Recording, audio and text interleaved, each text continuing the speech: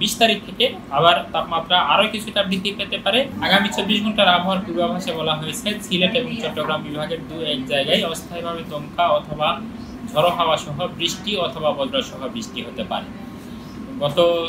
গতকালকে রংপুর বিভাগ ছাড়া সারা দেশেই মৃদু থেকে তীব্র তাপপ্রবাহ ছিল এবং আজকেও এটি অব্যাহত থাকতে পারে। তবে কিছু কিছু এলাকা থেকে, বিশেষ করে দেশের ইস্টার্ন পার্টের কিছু কিছু এলাকা থেকে তাপপ্রবাহের কিছু এলাকা প্রশমিত হওয়ার সম্ভাবনা রয়েছে।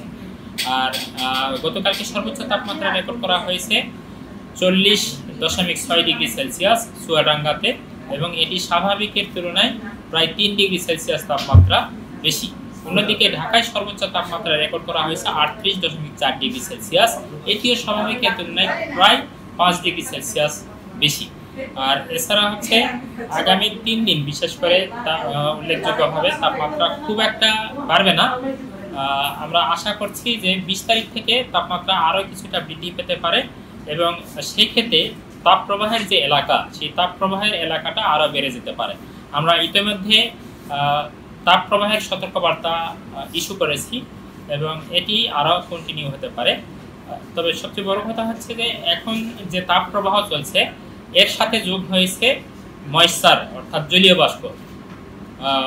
অ্যাটমসফিয়ারে অর্থাৎ বায়ুমণ্ডলে জলীয় বাষ্পের পরিমাণ এখন বেশি, যেহেতু বাতাসের দিক হচ্ছে দক্ষিণমুখী, অর্থাৎ বঙ্গোপসাগর থেকে বাতাস বাংলাদেশের উপরে প্রবাহিত হচ্ছে, ফলে বঙ্গোপসাগর থেকে প্রচুর পরিমাণ জলীয় বাষ্প ল্যান্ডের দিকে ঢুকছে এবং এর ফলে মানুষের শরীর থেকে ঘাম বের হচ্ছে। এই ঘাম বের হওয়ার কারণে তার ভিতরে একটা অস্বস্তিকর অবস্থা বিরাজ করছে।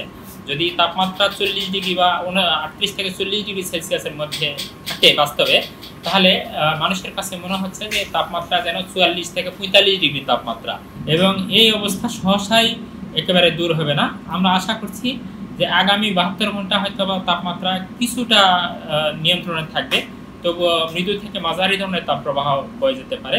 কিন্তু এর পরবর্তীতে 20 তারিখ থেকে আবার তাপমাত্রা আরও কিছুটা বৃদ্ধি পেতে পারে এবং বর্তমানে যেরকম তীব্র তাপপ্রবাহ দুটি জেলার উপর দিয়ে প্রবাহিত হচ্ছে, চুয়াডাঙ্গা এবং বাগেরহাট জেলার উপর দিয়ে, 20 তারিখের পর থেকে হয়তো তীব্র তাপপ্রবাহের যে এলাকা, সেই এলাকাটা আরও বেড়ে যেতে পারে।